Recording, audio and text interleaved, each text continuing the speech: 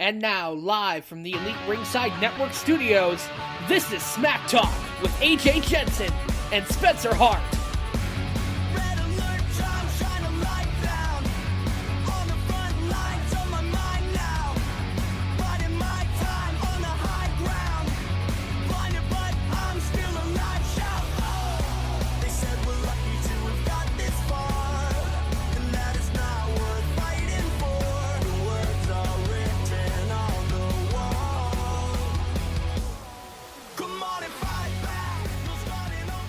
Hello, everybody, from a sunny day here in Wisconsin. This is the Smack Talk Raw review here on the Elite Ringside Network, Spreaker.com, iTunes, Player.fm, PodDirectory.com, Stitcher.com, Pod Addict, Castbox.fm, the satchel player for your Android and iPhones, and we are the official podcast of the 434 on Facebook and at 434.com.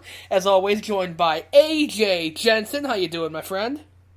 Not too bad. Just ate some lunch. I'm ready to bang this out quick. Bang it we shall. So, we are going to do a super show of sorts. We did not have a chance to record Raw yesterday, so we are going to do a Raw review, Smack Talk review, just because we can. I can't wait to talk about the main event for Raw today, because I have a huge problem with how it ended.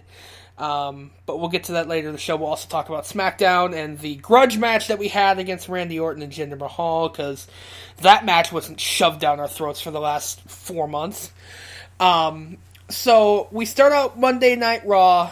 I want to go over a few big things. Of course, it was revealed earlier in the day, broke on WWE.com, that Bayley will no longer be at SummerSlam. She does have a separated shoulder. Not quite sure if that's a work or if that's actually a real thing. I actually think it's a real injury. But she is out of SummerSlam, so we did have 2 triple threat matches to determine the 2 competitors that will go on to next week to determine the number 1 contender for Alexa Bliss's title at SummerSlam. Whew! Did you get all that? Yeah, I'm pretty sure it's a legit injury as well. They really don't do the fake injury things anymore. I know they used to back in the days, like if someone was maybe out shooting a movie or something, they would be quote unquote injured. But now they just come out and say it like, oh, John Cena's filming a movie, or John Cena's doing this, or so and so is doing this.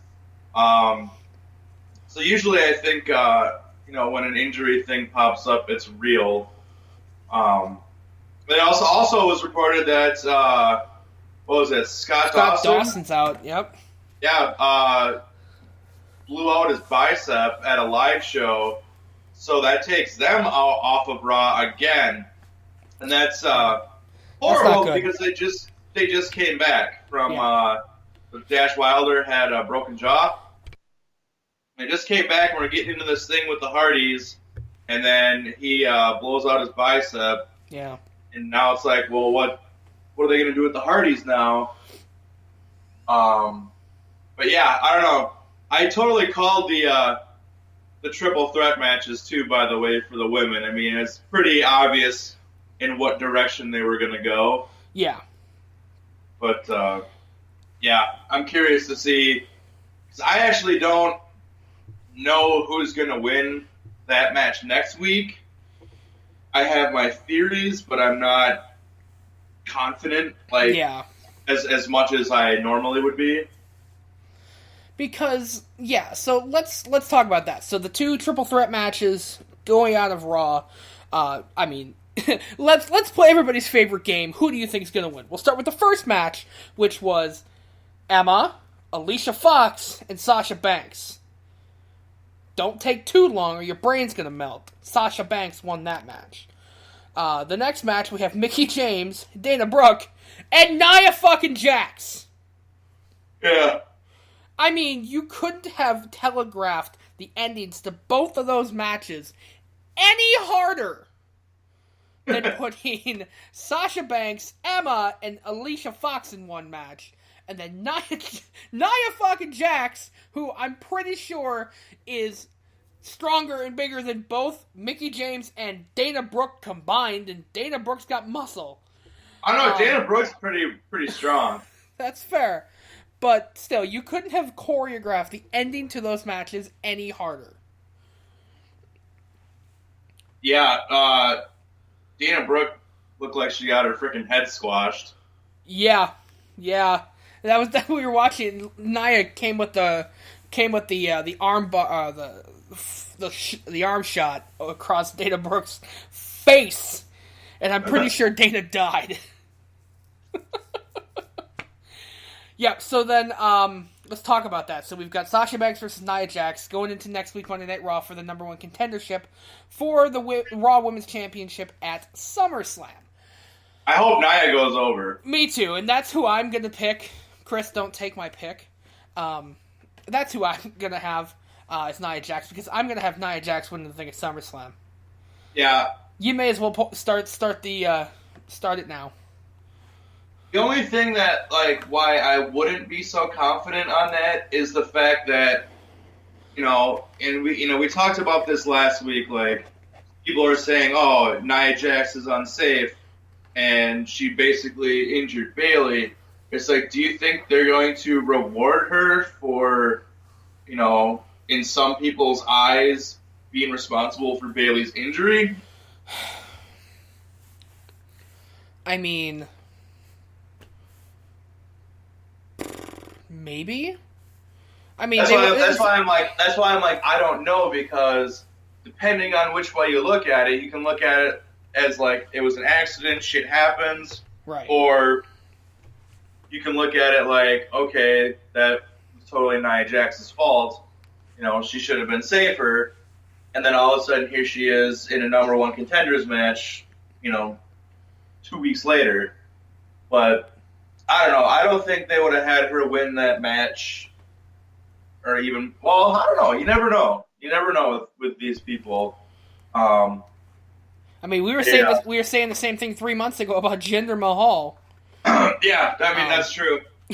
It gives Finn Balor a concussion, and then world champion a month later. Right. So, yeah, I mean, I guess you never know, but I am 100% fully rooting for Nia Jax to beat Sasha, and then she's the only person who I would be okay with beating Alexa Bliss. I agree, because if Sasha wins next week, Alexa's going to retain. Because Sasha's held that belt, 4 times? 5 times? 3, I think. Is it 3? Oh, that's right, because Charlotte is the 4-time champ. Yep. Yeah, Charlotte's 4. Okay. Yeah, I think you're right. If Nia wins, she should be the one to go over Alexa. If Sasha wins, Alexa should go over Sasha. So we'll keep our eye on that next week, going into SummerSlam to see who the number 1 contender is for that. We're getting down to crunch time, dude. We got, what, next week's the go-home? Yep, next week's the go-home. A week and a half till SummerSlam. That's crazy. Yep. So, I want to talk about the greatest Miz TV segment I've ever seen in my life. So pretty damn good. Yeah, the Miz demands that Jason Jordan comes down to the ring. Kurt Angle then comes out and informs Miz that Jordan will not be appearing on Miz TV tonight. This person will. And then here comes Brock Lesnar down the ring. And it was the greatest thing when Brock Lesnar suplexes the Miz, or just took everybody to town, and I'm pretty sure Bo Dallas died. With that I thought when Brock Lesnar first did the double leg to Bo Dallas, I thought Bo Dallas was going through the roof of the arena. Yeah. So I was like, oh my god, wow. Manhandled the shit out of all 3 of them. But very, very rare opportunity to have The Miz and Paul Heyman on the mic in the ring together at the same time. And I loved it. Oh. I need a minute. Yeah, the 2 greatest talkers in the history of WWE in the same ring talking, and just, I do have a question for you. We've seen a lot of Brock Lesnar in the last 2 months. Do you think they're using up Brock Lesnar's scheduled, contract appearances because he might lose at SummerSlam? I think so. Yeah? I don't think he's walking out at SummerSlam. Yeah. I guess I won't mind it if he does, but I don't know. I got a feeling they are going into another direction. I agree. Yeah, and I want to see that belt back on Finn. I really do. Yeah. But, yeah, I would say, I agree that I think Brock Lesnar's going to lose at SummerSlam. Not just because storyline-wise they're going to leave WWE. Brock is actually thinking about leaving WWE and going back to UFC. So, I'm interested to see. My question is, if Brock loses at SummerSlam, I would be willing to bet he is not even involved in the finish. I agree. Because you can make him not look weak by him not being in the finish. You put whoever wins over, and then, if Brock leaves and wants to come back, you got your setup right there. I agree. That's the best way to do it, is to make sure that Brock is not involved in the finish, but still loses the belt. That's the best way to do it, to make sure Brock doesn't leave WWE looking weak and with his tail between his legs, per se. Yeah, that would be the best way to do it, is to make sure that Brock isn't involved in the finish, have, Samoa Joe pin Braun Strowman, wow, can't believe I just said that, Roman Reigns, or, Braun just decimates everyone in the ring. I really want to see Braun Strowman win. I really do. I think Braun Strowman has definitely earned it. What do you think? Yeah, I think he's done a great job, and obviously, if you heard the crowd reaction to when Paul Heyman was listing off, which of the Miztourage was each member, Strowman got the second loudest pop next to Samoa Joe. Right. Braun Strowman's been he is so over, I think, with this crowd, with the crowd. Yeah. In the WWE universe. He's really come a long way. I was one of the first people, and I've said this before, I was one of the first people where, I think it was at one of the Royal Rumbles, I'm like, this guy is not safe. He is too green. He needs to, develop his shit more. And he did. He's gotten so much better. And it's crazy the way he just is so strong and can throw people around the way he does.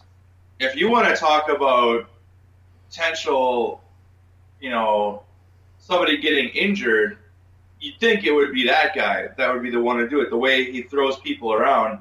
Especially one security guard. Jesus Christ. Yeah. Rest in peace. And I don't think he's hurt anybody.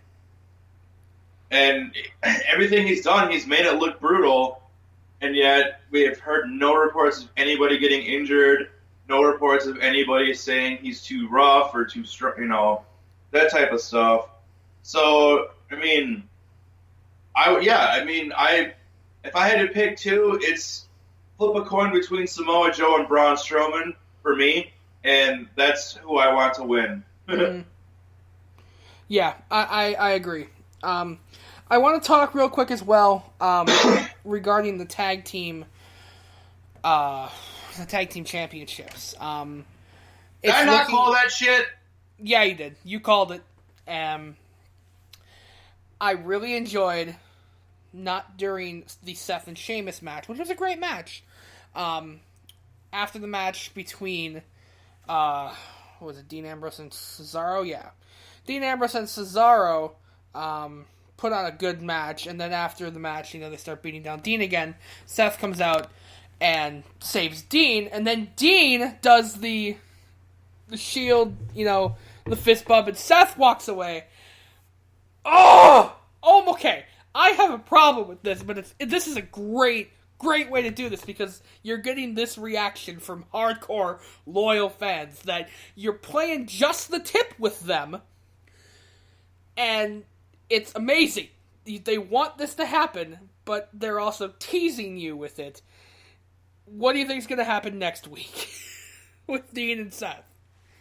I'm not sure, but I think this was to kind of maybe still show like the WWE universe and everything that there's tension between those two, because I remember hearing, I want to say it was the first time those two tagged against, I don't know, I can't remember if it was Sheamus and Cesaro or whatever, but they got the victory, and I think they fist bumped after the match. And Triple H and Vince were pissed. Well, they hugged. They hugged or whatever. Yeah, they were pissed that they did that because they wanted to build that up and have that happen at SummerSlam. And so now I think this is trying to get away from that, and maybe we'll have that moment again, or they might have just said, screw it, maybe we'll get a Dean Ambrose turn. Who knows? But, yeah. Yeah. It's a great way to show not only the tension, but also, they're kind of on the same page as far as,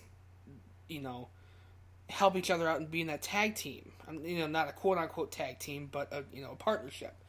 So I'm looking forward to see what happens next week.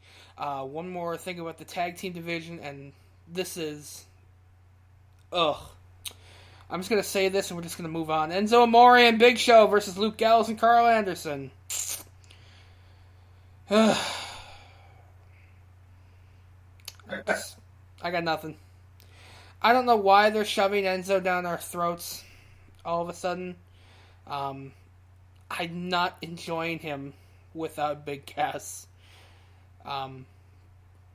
His promos are good, but it's just, I don't know, he's not the same. And I've also heard that he has a lot of backstage heat. Roman Reigns kicked him off one of the tour buses.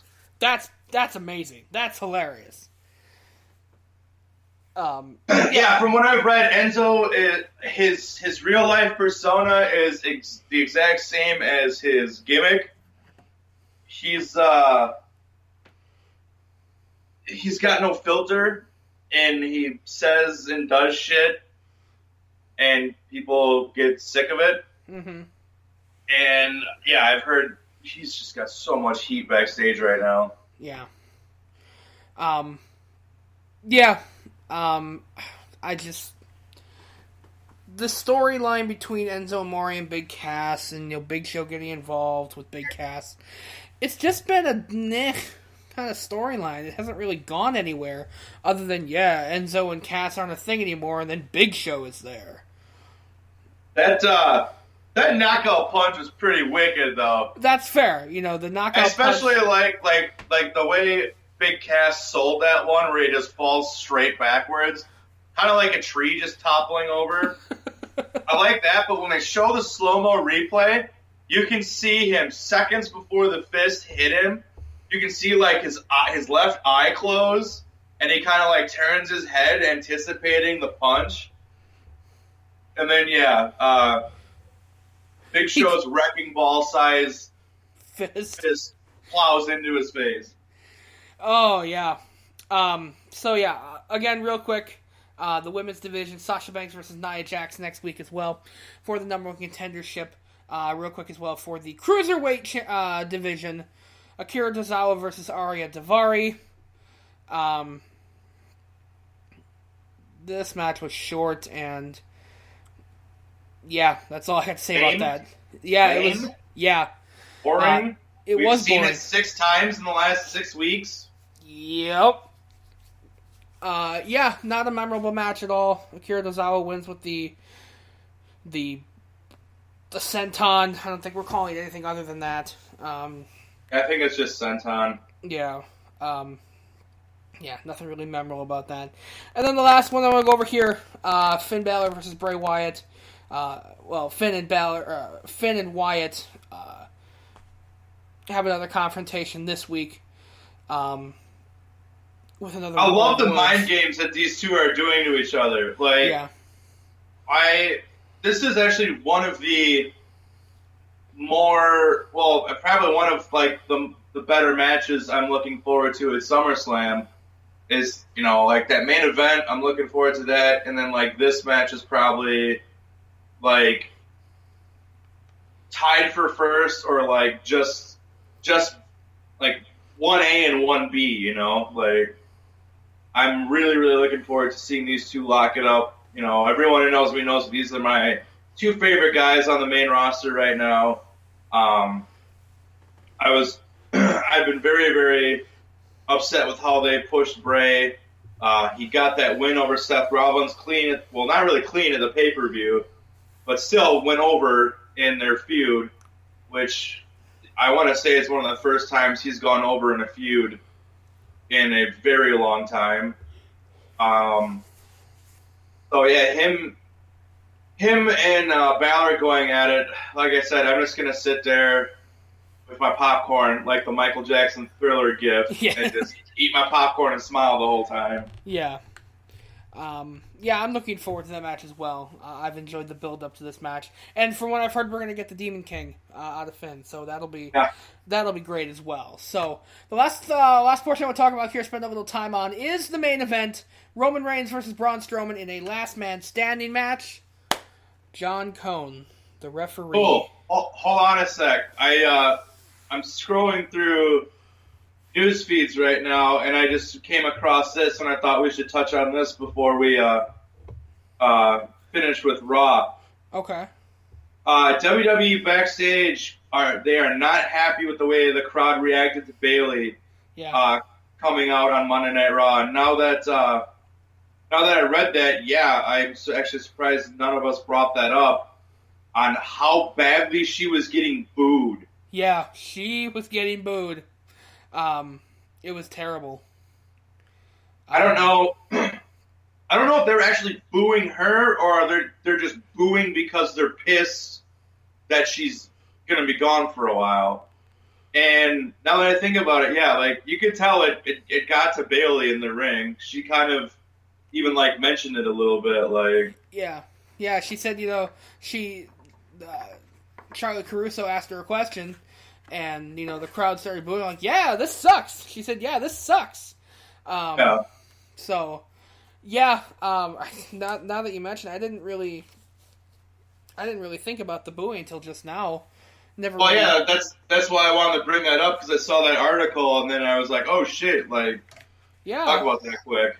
Now I think about it, yeah. I don't necessarily think they were booing Bayley. I think they're, like you and me, they're kind of pissed that finally, Bayley might have started to be going somewhere, and bam, she's gone.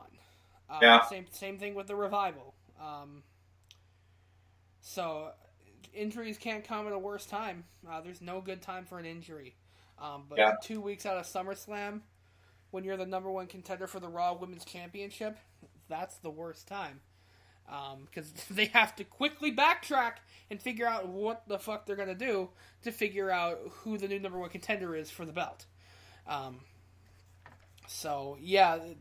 It does suck. Not only for Bayley, but for writers, for fans, for everybody. So that's my thought on it. Yeah. Yeah. So, let's go into the last man standing match. I'll tell you, I want to hear what you thought of the match first before I rip a new one into how this match ended. Well, I thought the match was great. The match was great. Braun Strowman just throwing that announcer's chair like a 95-mile-an-hour fastball at Roman Reigns was one of the greatest goddamn things I've seen in wrestling in a while. It was funny. I don't know. It was just one of those moments where, like, okay, that's like an announcer's chair with, like, padding, but it's like, it's got like hard plastic on it. Also, Braun Strowman chucked it like 95 miles an hour, so even with padding, it probably still hurt a little bit. Yeah. Just like the way he threw it, the way Reigns put his hands up to block it, and just everything, it looked amazing. And you and I were talking about this before the show, is the way that Braun threw the chair and the way it hit Roman, it couldn't have been more perfect to do something like that. But it was really cool to see the chair thrown just perfectly and Reigns just take the bump like a champ. Now, here is where, and I have not heard what your gripe was about the finish of this match, but here's how, in my head, I thought it should have gone. But I also think if the way I would have made the ending, this should have been, the last man standing match should have been on the go home before SummerSlam. So I would have had Samoa Joe come out because there's no rules. Mm-hmm. All three of them start battling. And then you have Brock Lesnar, who was there, come out and fucking destroy all three of them. Roman Reigns and Braun Strowman, neither one of them can answer the 10 count. The match is basically thrown out. And the main event of the go-home show before Monday Night Raw, or before SummerSlam, is Brock Lesnar standing in the middle of the ring. All three of his opponents at SummerSlam laid the fuck out. That's how I would have done it. I agree. That's like a perfect way to do it, especially if, Brock does lose. At least he looks strong going into SummerSlam. Yeah. Now, the actual way the match finished, I think the only thing I didn't like, it looked weird. Strowman looked weird to me. Like, literally being out on the ground till the count of 9 and then just popping right up right before 10. Right. He should have eased into it or something, not just be completely laid out, and then between the count from 9 to 10, all of a sudden he just magically pops up and is good to go. I didn't like that part. But overall, I still thought the match was awesome. I thought Joe interfering was great. I was disappointed that Brock didn't interfere because, you have that type of match with no rules. Mm-hmm. Yeah, one of the four guys interferes. Why not bring the other one out? Right. Let's add some goddamn fuel to this fire for this main event. And it's, you could have had like a 4th of July firework finale with Joe and Brock coming out. And instead, you got Joe coming out, and it's just like you got like maybe one bottle rocket. Mm-hmm. So before I go into my rant, I want to say I enjoyed the main event a lot. I thought the match was great. A lot of great spots. Both competitors looked strong. Samoa Joe interfering, did add that twist to the end. Here's my problem. Hold on, real quick. I wanted to see a spear through the Titantron screen. Yes, that's where I thought they were going with it. I totally wanted to see that. I actually thought that was one way they could have finished the match with both of them not answering the 10 count, or like both of them going off the ramp through like a table on the side or a couple of tables on the side or something. But yeah. But yeah, go ahead. Sorry. So all right. So they're both on the ramp, and Roman Reigns spears Braun Strowman. Then they're both laying on the ground. We get to a count of 7. Roman Reigns pops his back on his feet and kind of stumbling near the barricades. Samoa Joe then locks him in the Coquina clutch. Here's my problem. There's no disqualifications. No reason why the count should stop. Roman Reigns is still on his feet. I thought the same thing. Roman Reigns is still on his feet, and we were at a count of 8.5. when Samoa Joe locked in the Coquina Clutch. Roman Reigns should have won this match, but the count stopped when Samoa Joe interfered. So then Samoa Joe does all his interfering shit, puts Roman out with the clutch, and then Braun pops up at 9.5 to win the last man standing match. No, Roman Reigns won this match. He was at a count of 10 before Joe was even over the barricade to lock him in the clutch. I thought the exact same thing. As soon as Joe comes through the crowd and puts the Coquina Clutch on Roman, I'm like, why is the ref stopping the count? It's no DQ. Right. Strowman's still down. Right. Like, it doesn't matter what's happening to Roman. He should still count the opponent who's down. Mm-hmm. And this is just one of those things that, Chris and I have always talked about. It's those little attention to detail moments. Moments where, like, in a no DQ match, someone is in a submission hold and they grab the bottom rope and the ref makes them break the hold. And you're like, but it's no DQ. Yeah. Or, something like that. Like, was it Samoa Joe and Brock Lesnar where Joe had the Coquina Clutch on Brock.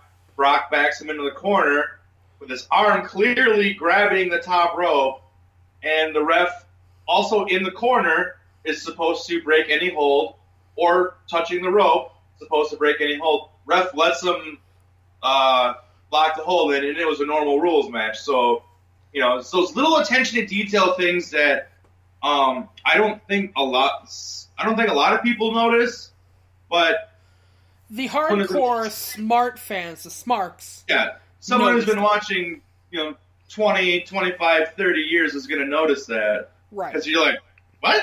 Like, that's not right. Right. Yeah, Roman Reigns won this match. But the count stopped from referee John Cone. And, it's just that one thing that bothered me that kind of was, at the end, it was like, oh, that kind of sucked. But I disagree with Braun popping up at 9.5. All of a sudden, he'd been laying there for like 3 minutes. I get it. I get why he did it. But he also lost because the count shouldn't have stopped. I did like the one part, though, where he got Samoa dropped through the table. Yes. And then instead of actually, like, getting to his feet for the 10 count, rolls to the outside of the ring. Yeah. Where he's on his feet. That was smart. It was very smart. I did like that. Yeah. So, like I said, don't get me wrong. This match was fantastic. Oh, yeah. I enjoyed it. It's that one little attention to detail where the count stopped for no reason. And it kind of just at the end. So, final thoughts on Monday Night Raw. We got to take a quick break, come back to SmackDown. But final thoughts on Monday Night Raw. It was pretty decent, I think. I'm curious to see if next week's show is going to top this past week's. Like I said, I think this last man standing match should have been on the go home show before SummerSlam, because you could have really, like I said, with Samoa Joe coming out, could have had Brock Lesnar come out, and it would have really, really thrown a lot of fuel into that main event fire. And it's so I'm curious to see what they're going to do next week, but I did enjoy this week's Raw. Mm-hmm. I did too. I thought Monday Night Raw this week was actually pretty good. For the go home to the go home Raw. And like you said, I really hope next week's Raw is even better. Because if they can show a strong Raw going into SummerSlam, I'm going to be excited. Well, I'll be excited regardless, but I'll be really excited for SummerSlam. So, yeah, I thought Raw was pretty decent this week. So, we're going to take a quick break, come back. We are going to cover SmackDown Live. That is going to be next here on the Smack Talk Raw review. Psst. Hey, you. Yeah, I'm talking to you. Are you an energetic team player who loves to get into lengthy, logical discussions about pro wrestling? The Elite Ringside Network is looking for talented individuals to join their staff today. We are looking for on-air talent, video editors, and blog writers. If you are interested in joining the ever-growing Elite Ringside Network, send your information today to EliteRingsideNetworkWI@gmail.com. Be a part of something great. Be a part of the revolution. Be a part of the Elite Ringside Network. Hey, what's going on, guys? It's Spencer Hart from the Elite Ringside Network. Wanted to let you know about some amazing news. You can now listen to all of our great programming on the new Satchel podcast player for your Android and iPhones. Here's the deal. While you're listening to us on Satchel, you can send us a few dollars to make all of our amazing shows even better. So if you're listening to us right now on Satchel, go ahead and click on that donate button to send us some much appreciated donations. And if you're not listening to us on Satchel, I mean, come on, what are you doing? Download the podcast player right now at satchelplayer.com. Exclusive friends of the Elite Ringside Network.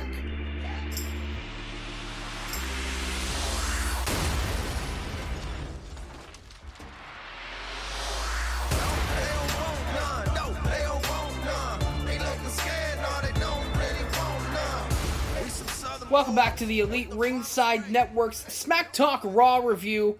We're covering both SmackDown and Raw today. We just finished up with Monday Night Raw. We're going to head into SmackDown Live.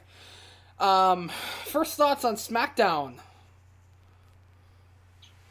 I don't know. I kind of have, like, mixed feelings on SmackDown. Mm-hmm.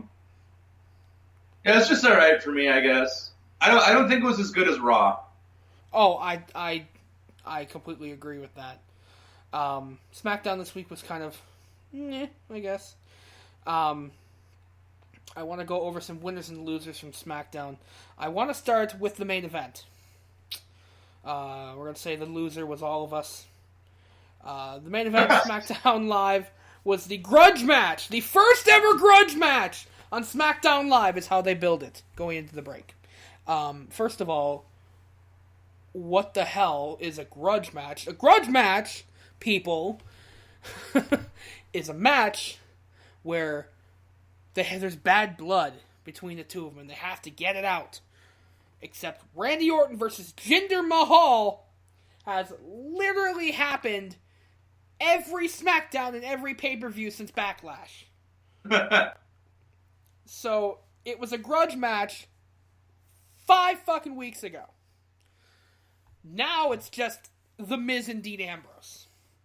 That's what it is. This match was slow. This match was... I'll be completely honest, I think I fell asleep during this match. Because I don't remember half of it.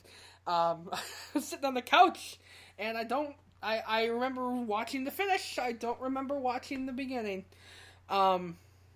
Well, see, I had a very big problem with the finish of this match because I get where maybe someone in creative or Vince eventually wanted to have Randy Orton go, get the victory over Jinder, even though the title wasn't on the line. You still make your champion look weak, having him lose a non-title match. But you missed out on a huge opportunity. I mean, although it did happen maybe like 1 second before SmackDown went off the air, how do you not have Rusev come and interfere in that match? That's what I was saying too. I was shouting at my television. I'm like, where the hell is Rusev? Like, I even posted in the wrestling group, like, I can't wait for Rusev to interfere in this match. Yeah. Like, you're having the grudge match with Jinder. Rusev comes out, beats up Randy Orton. Orton wins by DQ. It doesn't make your champion look weak. It adds fuel to the SummerSlam match for SmackDown between Rusev and Orton. You think Rusev fell during this match too? They have Orton go over clean, which I did like the finish part. Yeah. Was it the Colossal Slam or whatever? The Coloss, yeah. Coloss. Into the RKO. I basically called that like seconds before it happened. I'm like, he's going to RKO out of this. And then, Rusev coming out and just hitting him with the super kick seconds before SmackDown goes off the air. Not even seconds. It was like... Yeah, it was like a second. Yeah. It's like if you... Like, I normally change the channel when I see, like, the copyright thing in the corner. Mm-hmm. And, if I would have done that, I would have missed Rusev doing that. Yeah. But I think it was a blown opportunity to beef up the SummerSlam match between Rusev and Orton. I don't know. To me, having him come out just a second before SmackDown goes off the air, it wasn't the same as him interfering in a match. I think, to me, that's just me personally, though. There may be other people that think otherwise, and that's fine. But, I don't know. I would have preferred to have Rusev interfere in that match, but... Yeah. The other match I want to talk about here as well, Naomi versus Miss Money in the Bank, Carmella. Oh, God. Did you hear that crowd when Carmella came out? Because I sure didn't. What crowd? I didn't hear a goddamn thing from that crowd when Carmella came out. Yeah. I heard Carmella's music, and then I heard crickets chirping. But oddly enough, when Carmella won after James Ellsworth interfered, there they were. Only for James Ellsworth! Right! Well, they popped for James Ellsworth, and then Carmella hit that weak-ass boot to the face with Naomi and pinned her, and the crowd were like, yay! Because Ellsworth! Why? Yeah! What are you doing? Ugh! So James Ellsworth is back.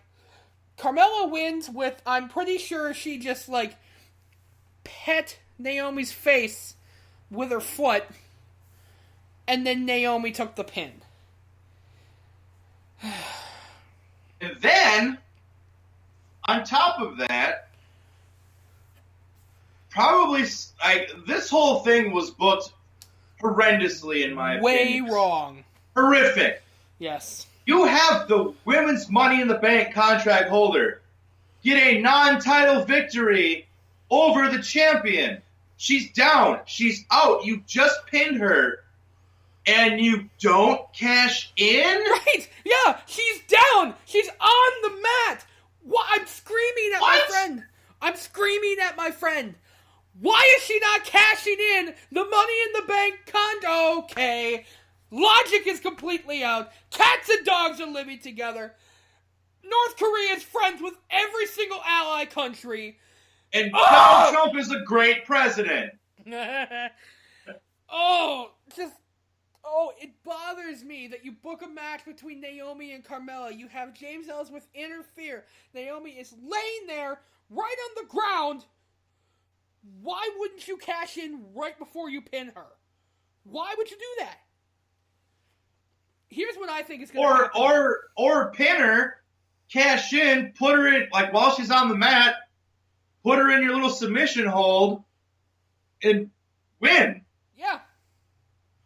Yeah. It's just, Here's what I think is going to happen now. Here's what I think is going to happen. I think Carmella's going to cash in. James Ellsworth.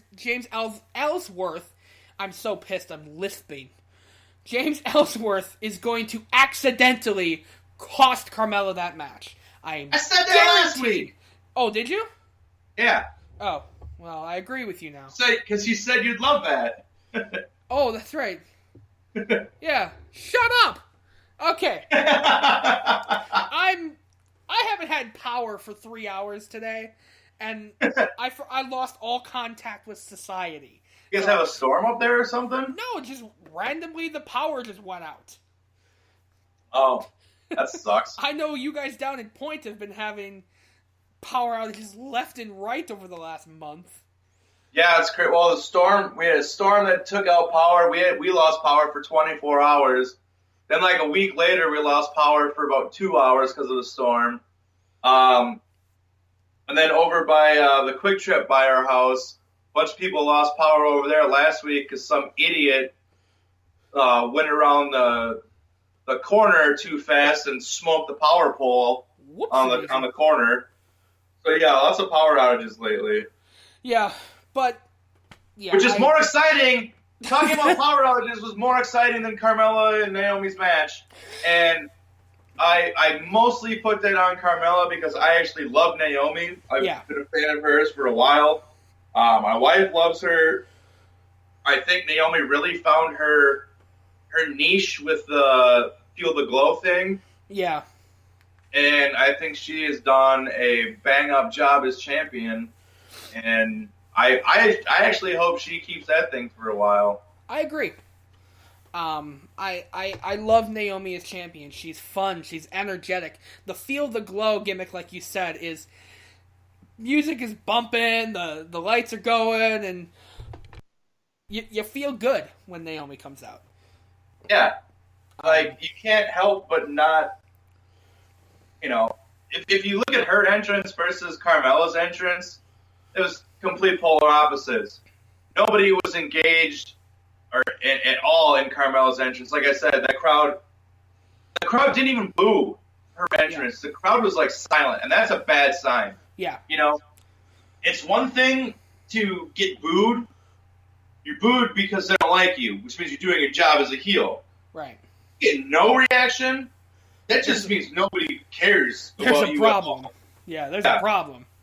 And so then when Naomi comes out, like you said, the music's bumping, the lights are going, freaking everyone's feeling it, Yeah. And it's hard to not get drawn into that. And it's just one of those cool entrances, man. There's sometimes an entrance can make or break your character. Obviously having ring work is, ring work and mic skills and charisma and all that. It's all part of it. But the first thing people see about you is your entrance. And if you don't draw them in with that, probably not drawing them in at all. Yeah. What do you think of Baron Corbin's new entrance? I don't like it. No? I didn't like the theme song. I liked his original theme song better. I mean, I liked all the stuff they do, with the Titantron and the backdrop and everything. Like, that's all good. That's cool. I didn't like the new theme, though. No? It's different, I guess, to me. It's different, but I don't think it's as intimidating as his old song. That's fair. Yeah, I agree. Yeah, and he's going to be our champion soon, so I'm calling it now. I know exactly what's going to happen. He's going to cash in at SummerSlam. You think so? Yep, here's how I think it's going to happen. Nakamura's going to win? Shinsuke's going to win, and Baron Corbin's going to cash in. I'm calling it right now. Makes sense. It does. And I thought about it. It keeps the Nakamura and Baron Corbin feud going. Yeah. That'd make the most sense. I don't know how I feel about it, because I'm almost positive that's what's going to happen. Because goddamn do I want that belt on Nakamura. Yeah. So, that's really all from SmackDown. Other than the New Day taking out the Usos, Lana and Charlotte match. We had the Shane McMahon bring out Kevin Owens and AJ, and they got into it. Owens punched AJ, and AJ Pele kicked Shane on accident. Oops. Here's a funny thing, though. Did you see that Young Bucks video I posted? Yes, I did. They were in Canada, in the same city as SmackDown, and, they're doing their thing, and, all of a sudden, this is for the people that haven't seen it. It's great. They're in Canada, they're talking about, their new merch. All of a sudden, you see Kevin Owens in the background, walk by, on the sidewalk, standing at the crosswalk or whatever. Then they go to another one, and it looks like they're on just some random suburban street. And they're talking, and all of a sudden, here comes Sami Zayn, and he's like, "Oh, excuse me, guys, do you know what the time is?" And then they go to another thing where it looks like they're in some building, I don't know what building it was, and they're just like, it's a pretty good trip, it just sucks, we didn't really get to see any of our friends, I mean, we're all in the same city right now, and then all of a sudden, in the background, there's AJ Styles, on his phone or something. I thought that was pretty funny. The way even Gizmo thought it was funny. He's barking about it. Gizmo the dog's barking. Loved it. Yeah, I mean, I thought it was great. Yeah. But yeah, SmackDown overall was not very, very good. I I did like the interview that Renee Young had with Nakamura. Yeah. John Cena actually coming out and talking about his match with Nakamura, setting up, obviously then Baron Corbin comes out, and that sets up their match for SummerSlam. But just now, even verbally now, this is 2 weeks in a row that John Cena has cleanly put Nakamura over. Yeah. Because, say what you want, he put Nakamura over in that promo last night, too. Yep. I mean, talking about, he's like, man, that dude hits, like, hard, like, really hard. And it just talks about, I was up doing my thing, I was thinking I'm going to SummerSlam, and this dude dumps me on my head, and all of a sudden, like, I lost the match. And, I don't know, it was, a lot of people, they can say what they want about John Cena. I've always had kind of this weird relationship with John Cena. I mean, even, like, a couple years ago, I think when me and Chris were recording, I was like, John Cena was leaving, and I was like, make me miss him in wrestling, and it's weird. Every time Cena leaves, it's like, at first I'm like, oh, good, no Cena. Then eventually I'm like, where the fuck is Cena? God damn it, we need Cena. We need somebody to do something, because it just, and that's just a testament to that guy. People can say what they want about him. Love him, you can hate him. But I always say, love him or hate him, you're going to miss him when he's gone. And I've heard people say, oh, no, I'm not. No, I'm not. No, you will. You will. And it's because you're either going to miss cheering for him, or you're going to miss booing for him, or you're just going to miss bitching about him. Yeah. Either way, you're going to miss him. And that means that he, whether you boo him, you hate him, or you bitch about him, that means he had some kind of impact in your life, in wrestling. And that's ultimately what they're there for. Right. I agree. Cena, love him or hate him, the man is a powerhouse in whatever roster he's on. He brings the viewership, he brings the ratings up. He's that personality that when he's there, people are cheering or booing him. It doesn't matter what you do. If he's not there, it's like a huge hole that's left in this roster. Like, where the hell is Cena? We need Cena. So I agree. SmackDown was this week. Cena definitely put over Nakamura. Some shining spots in the in SmackDown, but other than that, it was just kind of a SmackDown going into, next week will be the go home to SummerSlam as well. So that one needs to be stellar for me to get excited about the SmackDown matches. So any final thoughts headed into next week? I'm just curious to see what happens. I mean, it's next week's the go home week before SummerSlam, so excuse me. So some big shit needs to happen. That's a milkshake burp. It's like milkshake. No, it's good. It's like drinking it twice. But I'm just curious to see what happens next week. Because Raw was pretty decent this week. I have a feeling next week's it's going to be a letdown. And I got a feeling next week's SmackDown will be better than Raw. But we'll see. We'll see. Yeah. So like I said, SmackDown to me, they need to get better. Raw was pretty good this week. I hope they carry that into next week. And we go forward from there. So that's going to do it for the Smack Talk Raw review here on the Elite Ringside Network. Thank you so much for joining us here today. You can follow us on Facebook, facebook.com/ERNetwork247. You can also follow the 434 on Facebook and at 434.com. So for AJ Jensen and everybody here at the Elite Ringside... What's our Twitter? Twitter! What's your Twitter, AJ? Agents81. And I'm at Spencer Hart, ERN.